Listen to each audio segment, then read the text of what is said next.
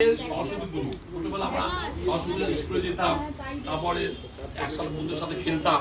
আর একটা কবিতা, আমাদের সরস্বতী পুজো একটা মেয়ে বাইরে গেছে, সে বলছে, মা জানো তো আমাদের বাড়ির জানলার পাশে মরা ডালের ফাঁকে হঠাৎ সবুজ আভা।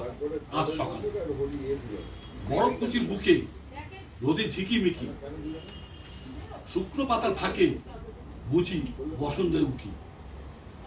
ওবেলার ফোনে বলেছিলে বটে তুমি, সরস্বতী পূজা আজ মাঘের পঞ্চমী। এখন তুমি ব্যস্ত হয়তো পূজার আয়োজনে, সাদা ধুতি পরে বাবাও বসেছেন আসলে। মনে পড়ে আমি তো তোমার পাশে বসে পুজোর থালা সাজাতাম ধান ধোবা খাসে।